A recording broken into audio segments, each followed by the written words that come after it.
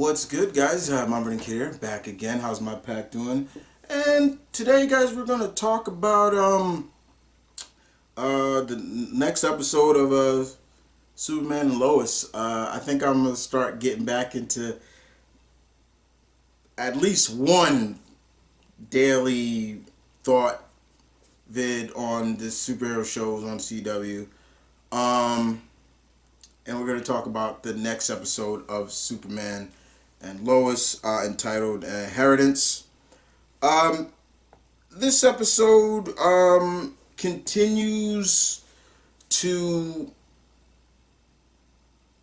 give us the world of what's happening with, especially what happened in the last episode, and the bombshell that we got at the final episode, the final finale of the first episode of The Stranger.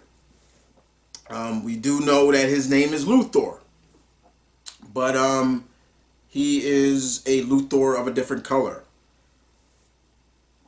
and we know that he is from another Earth. And on his Earth, Superman did something. The episode mainly focuses on the ramifications of what happened between Jordan, of him using heat, a heat blast, and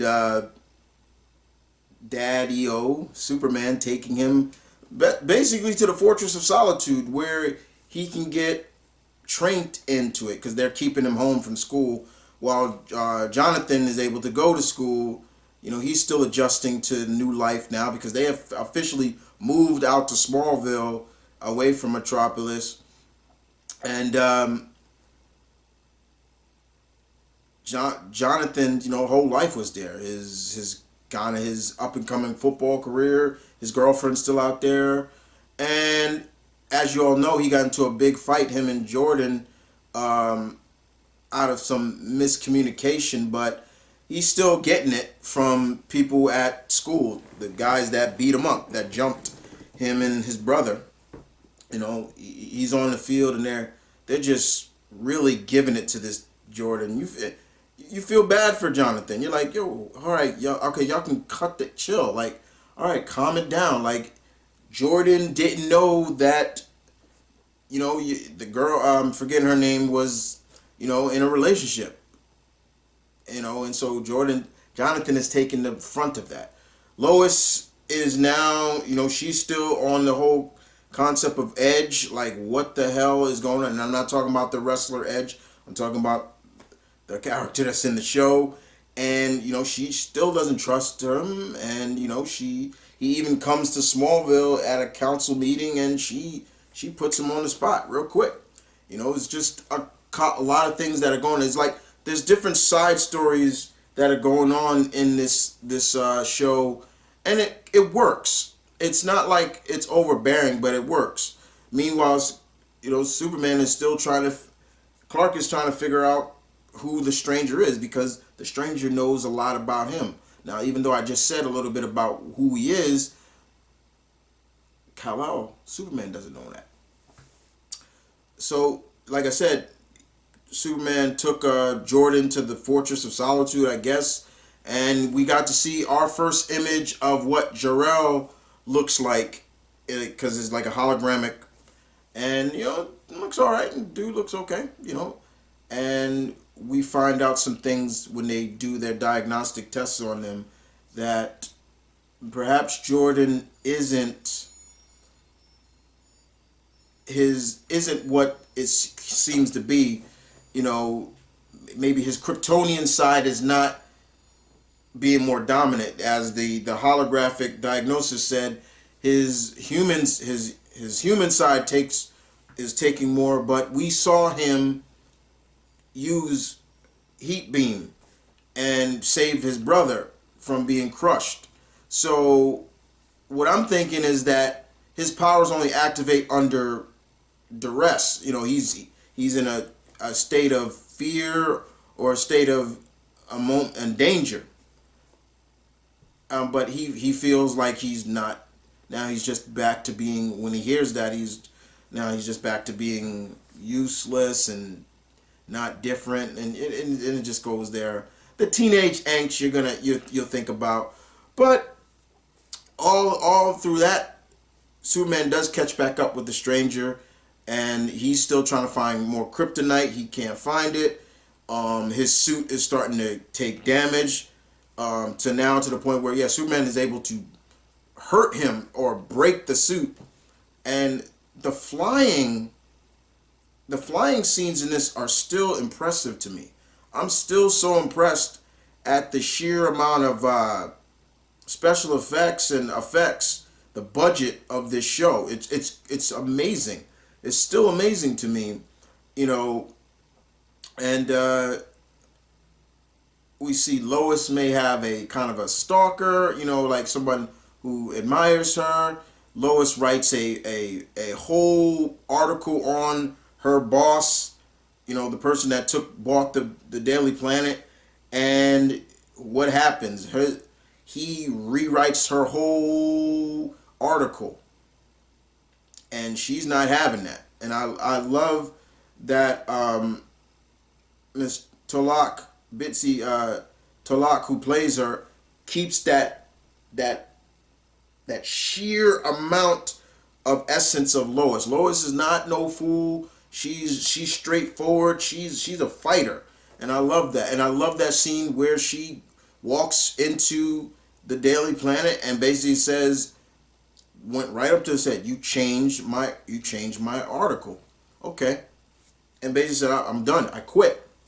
And I love where one of the girls says he's gonna basically kill you now, like almost in a sense like your career's over, and she's like, "Yeah, let him try." And I love that. I love that they put that, like she's not taking any kind of crap from this guy, and she'll do whatever it takes to prove that this dude is no good. Edge is no good. With the Stranger, or Captain Luthor, he damaged his ship. Now is destroyed. Superman still wants to know why, and more important now, looks like he's trying to turn General Lane now against Superman. Yeah, okay. If that happens, I'm not surprised, because General Lane could be a dick, and he was kind of a dick in this again. But more importantly, we see the ending of what the hell happened. Like, why is he so obsessed with destroying Superman for doing something he did not do? And then we get an answer at the end of the episode. We see that in his world, he was in the military along with General Lane, and Superman has gone rogue. He's evil. He's wearing a black suit. It's crazy. So it's almost like, are they trying to say maybe this is, I don't know, Injustice Superman? I don't know it, but we all know that this Luthor is from another Earth, probably in the multiverse, and he's come to this Earth to make sure that doesn't happen.